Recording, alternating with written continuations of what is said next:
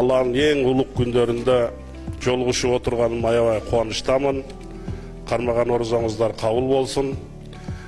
Элибизде дайым тынчтык, жакшылыктар болсун. Ойлогон ой, тилектер бардыгы орундалсын. Урматтуу туугандар, мына бүгүн учурда бир жумалык каникулга чыгып, эл менен чогулуп, элдин көйгөйлөрүн угуп, чогуу бирге сиздер менен баарлашып, сүйлөшүп кетели деп атайын келдик. Мына себеби мына жанагы бир маселелердин баардыгы келип чечиле турган убактар өзү келет экен. Кеңешип кеткен барбаң оорубайт деп силер менен кеңешип кетели деп келдик бардыгы. Мына мен депутат болуп барганыма 4 ай болду. 4 айдын ичинде мен дагы көп маселелерге аракет кылып атам. Бул деген чоң жоопкерчилик экен. Элдин ишенимин актап, эл үчүн кызмат кылуу бул аябай чоң жоопкерчилик экен. Мына бизге мага бир айыл өкмөттөр кайрылып атат. Мына мэр, өзгөрдү мэр, ушулар менен чогуу иштерди алып барып атабыз. Кичинекей маалымат берип кетсе, мына канализация боюнча, таза суу боюнча тоже иштерди алып барып атабыз. Мына 15-жылдан бери токтоп калган бизде мына канализация жумуштары бар экен. Ушуларды дагы азыр жылып жүрүшүп атат. Кудай буйруса быйыл Өзгөн шаарында канализация бүтөт. Таза суу боюнча дагы жумуштарды алып барып атабыз. Куршап айыл өкмөтү, Мурзеке, Дөңбулак мына айыл өкмөттөрүндө мына таза суулар боюнча жакшы жумуш кетип атат. Ушулар боюнча жумуштарды баштап алып барып атабыз. Эми аракет сиздердин ишеничиңиздерди актайбыз деп, урматтуу туугандар. Көп маселелер айтылып кетти. Мен урматтуу агаларым жооп берди. Ана мен дагы мына бир-эки маселелер болуп атат бул жерде.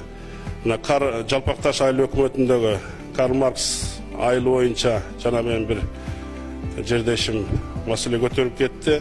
Бул боюнча өзүңүздөр уккандай ушул жерден жергиликтүү бийлик менен чогуу комиссия түзүлүп ишти алып бара турган болду. Бул боюнча дагы мен өзүм контролдойм. Мен өзүм байланышып турам бул маселелер боюнча. Себеби 2017 жылы мен ГРС'те иштеген, мен билет элем ошол мезгилде кандай трансформация болуп, мына ынтымак айылы трансформация болуп, чогуу чуркап жүрүп, мен ошо Жалпакташтан болом, өзүбүз трансформация кылдырып, элдин баардыгын көчүргөнбүз. Кандай сиздер калып кеттиңиздер, ошол боюнча комиссия тактап, МЧСтин замминистр өзү айтты, мен ушул боюнча контролдойм.